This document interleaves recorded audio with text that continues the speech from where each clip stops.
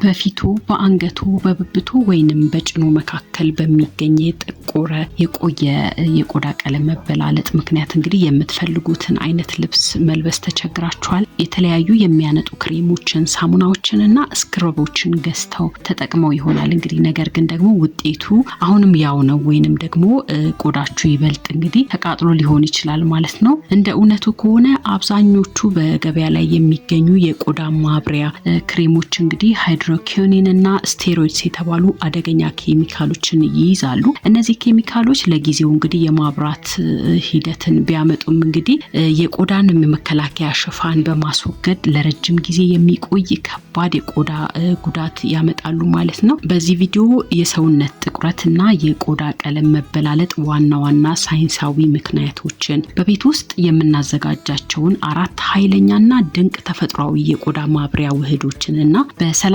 ቀናት ውስጥ የቆዳን ተፈጥሯዊና ወጥ የሆነ ብሩህነትን የሚመልሱበትን የተቀናጀ መርሃ ግብር ደረጃ በደረጃ እነግራችኋለሁ። አብራችሁን ቆዩ። ቪዲዮውን እንግዲህ እስከ መጨረሻ ከተከታተላችሁ ስለ ቆዳ እንክብካቤና ማብራት ያሉትን እይታ እንግዲህ ሙሉ ለሙሉ የሚቀይር ዕውቀትን ታገኛላችሁ ማለት ነው። አሁኑኑ ማስታወሻችሁን ይዛችሁ እንግዲህ ወደ ሳይንሳዊው እውነታ እንሂድ። የሰውነት ጥቁረት ለምን ይፈጠራል? ለመሆኑ የብብት የአንገትና የጭን መካከል ወይንም ደግሞ የፊት ጥቁረት የሚፈጠርበት ዋና ምክንያት እንግዲህ ምንድነው? የሰው ልጅ ቆዳ በሁለት ዋና ምክንያት የተነሳ ሊጠቁር ወይንም ደግሞ ከመጠን በላይ ሜላኒንን የተባለውን ቀለም ለማምረት ይችላል ማለት ነው። አንደኛው ተደጋጋሚ ፍትጊያ ወይንም ደግሞ ፍሪክሽን አማካኝነት ነው። በብብትና በጭን መካከል ያሉ የሰውነት ክፍሎች እርስ በርሳቸው ወይንም ደግሞ ከጠባብ አልባሳት ጋር እንግዲህ ሲፋተጉ ቆዳችን ራሱን ለመጠበቅ ሲል ወፍራም ይሆናል፣ እንዲሁም ደግሞ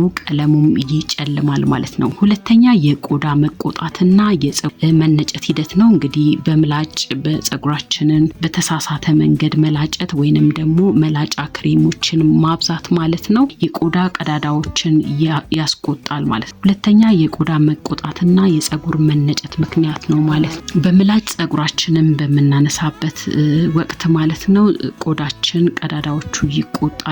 ይህም እንግዲህ ደግሞ የቆየ የቆዳ ጥቁረትን ወይንም ደግሞ ፖስት ኢንፍላማቶሪ ሃይፐርፒግመንቴሽንን ያስከስታል ማለት ነው። ሶስተኛ አካንቶሲስ ኒግሪካንስ እንግዲህ ይህ በአንገት ዙሪያና በብብት ስር የሚወጣ ወፍራምና ጥቁር የቆዳ ቀለም እንግዲህ ምን ያሳያል?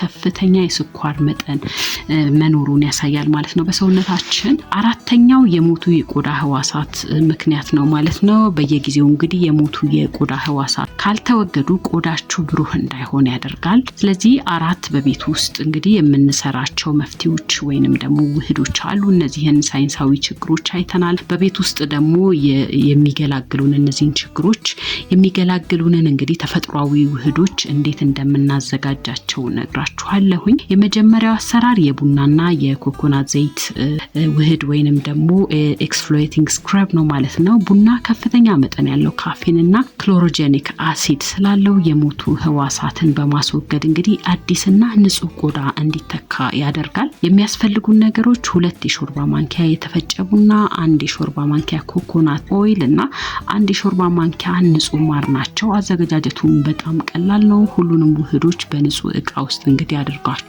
በደንብ ማዋሃድ ይኖርባችኋል። አጠቃቀሙን ደግሞ ገላችሁን ከመታጠባችሁ በፊት ጥቁረት ያለባቸውን ቦታዎች እንግዲህ በክብ እንቅስቃሴ ለ3 ደቂቃ ቀስ ብላችሁ ማሸት ነው። ለ10 ደቂቃ ቆይታችሁ ለብ ባለ ውሃ መታጠብ ነው። በሳምንት 2 ጊዜ መጠቀም በቂ ነው። ሁለተኛው የድንችና የኪያር ጭማቂ ሴረም ነው። ድንች ካቴኮላይንስ የተባለ ተፈጥሯዊ የቆዳ ማብሪያ ኢንዛይም ይዟል።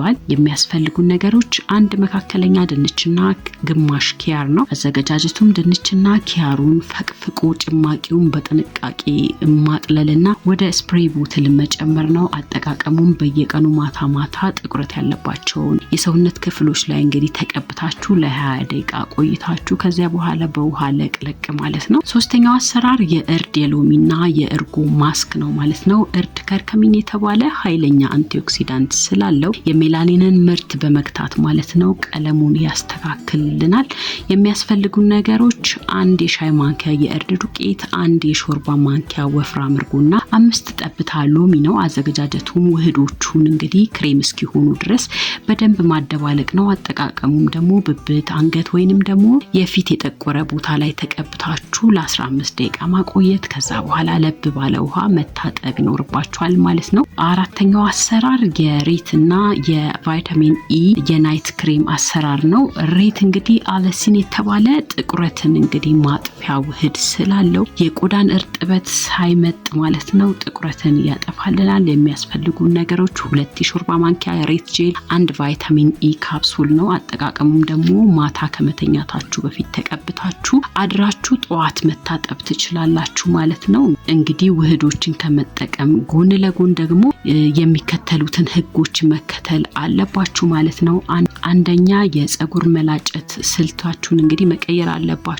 በምላጭ ስትላጩ ሁል ጊዜ የሼቪንግ ክሬም ወይንም ደግሞ ኮንዲሽነርን መጠቀማችሁን እንዳረሱ፣ በደረቅ በጭራሽ እንዳትላጩ ማለት ነው። ሁለተኛው ላላ ያሉ ልብሶችን መልበስ ይኖርባችኋል። በተለይም እንግዲህ የጭንና የብብት ፍትጊያ እንዳይፈጠር ሰፋ ሰፋ ያሉ ልብሶች እንደገና ከጥጥ የተሰሩ ልብሶችን ብትለብሱ ይመረጣል። ሶስተኛው የፀሐይ መከላከያን መጠቀም ይኖርባችኋል። ፊትና አንገት እንግዲህ ለፀሐይ ስለሚጋለጥ በየቀኑ ሰንስክሪንን ወይንም ደግሞ የፀሐይ መከላከያ ክሬምን መቀባትን ልምድ ማድረግ አለባችሁ። አራተኛው የስኳር መጠንን መቆጣጠር አለባችሁ።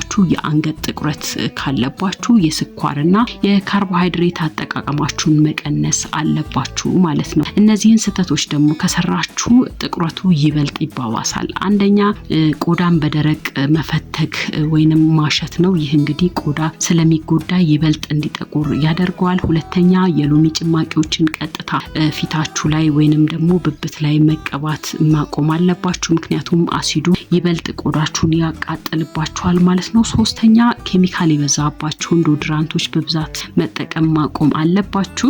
አራተኛ ስክረብ ከተደረገ በኋላ ሞይስቸራይዘር አለመጠቀምን ደግሞ ይህንንም ማስተካከል አለባችሁ ማለት ነው። በአንድ ቀን ውስጥ ለውጥ መጠበቅም የለባችሁም። ቆዳ እንግዲህ ለመታደስ ጊዜ ይፈልጋል።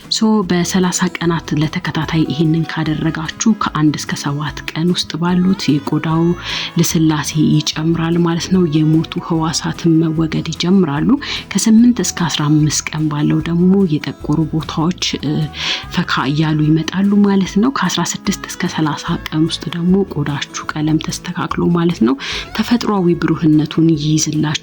ዋናው ሚስጥር እንግዲህ ጽናትና ሳያቋርጡ በስርዓት መጠቀም ላይ ነው ማለት ነው። ቪዲዮ እንግዲህ ከተመቻችሁ ቪዲዮውን እንግዲህ ላይክ በማድረግ ለወዳጅ ዘመዶቻችሁ ሼር በማድረግ እንዲሁም ሰብስክራይብ በማድረግ እንግዲህ ድጋፋችሁን አሳዩኝ። ጥያቄ ካላችሁ ኮሜንት ላይ ጻፉልኝ። በሚቀጥለው ቪዲዮ በሌላ ርዕስ እስካያችሁ ድረስ ሰላማችሁ ብዝት ይበልልኝ። ቻው ቻው።